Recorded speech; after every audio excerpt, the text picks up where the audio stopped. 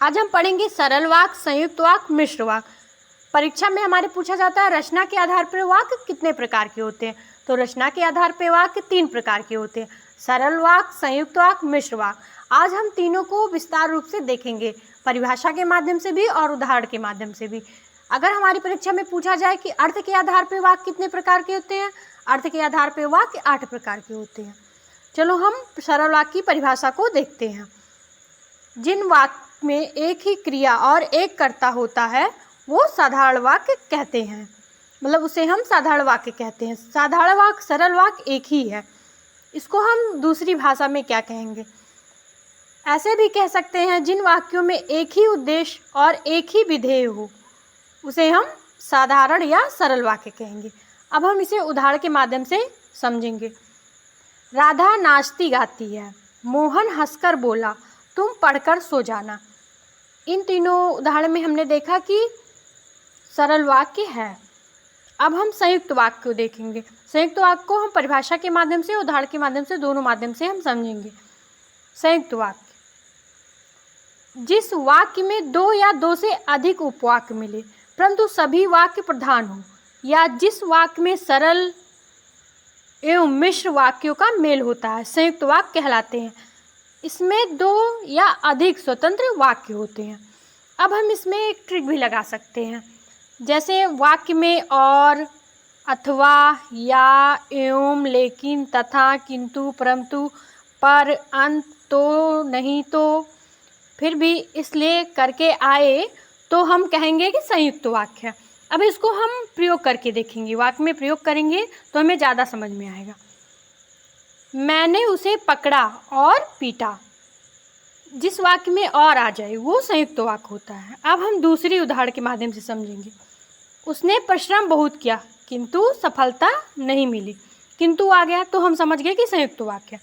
Mohan tennis खेलता है पर अच्छा नहीं खेलता, पर आ गया तो हम समझ गए संयुक्त वाक्य है। अब परीक्षा में हमारे पूछा जाए, संयुक्त वाक्य भी दिया रहे, मिश्र वाक्य भी दिया रहे, सरल वाक्य भी दिया, पूछा जाए कि संयुक्त वाक्य कौन सा, जिसमें और हो, पर हो, किंतु हो, लेकिन हो, परंतु हो, ये सब हम ढूंढेंगे।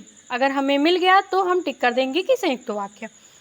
अब हम 4 नंबर उदाहरण को देखेंगे। राकेश पास हुआ या फेल, या यहाँ पे है तो हम समझ रहे हैं कि संयुक्त वाक्य है। अब हम पढ़ेंगे मिश्र वाक्य। रचना के आधार पर ये तीसरा वाक्य है। इसके पहले हमने 2 वाक्यों को पढ़ा, सरल वाक्य व संयुक्त वाक्य। अब हम तीसरा वाक्य पढ़ रहे हैं, मिश्र वाक्य। मिश्र वाक्य को हम परिभाषा के माध्यम से और उदाहरण के माध्यम से समझेंगे। मिश्र वाक्य, इसमें 2 या अधिक उपवाक्य होते हैं जो एक प्रधान वाक्य से जुड़े होते हैं। इसमें भी हम ट्रिक के माध्यम से समझेंगे ताकि हमें बेहतर समझ में आए और एग्जाम में हम जल्दी से टिक कर पाएँ। इसमें हम ट्रिक लगाएंगे कि जिसे, जिसको, जिसने, जो, वह, जब, तब, जहाँ, वहाँ, जिधर, उधर, जितना, उतना, जैसा, वैसा, यदि, तो, अगर, तो। अब हम उदाहरण में वाक्य प्रयोग करके देखेंगे। उसने जो मोबाइल खरीदा वो नया है, अब इसमें जो आ गया। अब हम समझ रहे हैं कि जो आया ट्रिक में है जो, तो हम टिक कर देंगे कि ये मिश्र वाक्य है। मेरा दृढ़ विश्वास है कि भारत जीतेगा, अब इसमें की आ गया तो हम समझ गए कि ये मिश्र वाक्य है। सफल वही होता है जो परिश्रम करता है, जो आ गया हमने टिक कर दिया कि मिश्र वाक्य, और सही भी है। जब हम वहाँ गए तो उसे देखा, अब इसमें तो आ गया तो हम टिक करेंगे कि मिश्र वाक्य है। वैसा करना जैसा मैंने कहा, जैसा और वैसा दोनों आ गया और ये मिश्र वाक्य है। यदि सही दिशा में परिश्रम करोगे तो अवश्य सफल हो जाओगे, इसमें भी मिश्र वाक्य। इस तरह हमने तीनों वाक्य को समझा। जहाँ पे जो ना समझ में आए आप हमें कमेंट कीजिए। अब हम सरल वाक्य का संयुक्त वाक्य देखेंगे।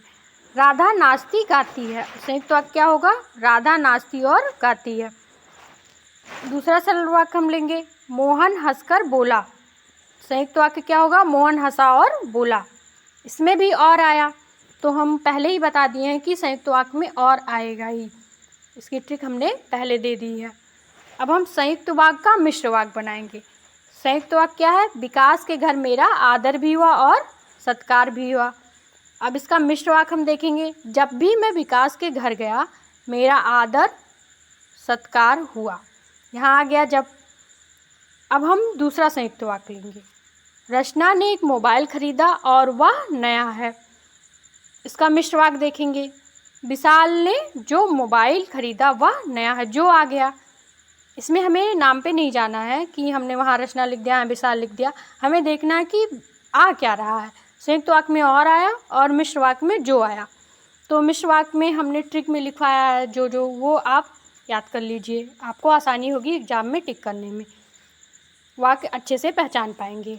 संयुक्त वाक्य, मिश्र वाक्य और सरल वाक्य, इन तीनों को हमने अच्छे से समझाया उदाहरण के माध्यम से और परिभाषा के माध्यम से। आपको जो जहाँ पे ना समझ में आया हो हमें कमेंट कीजिए।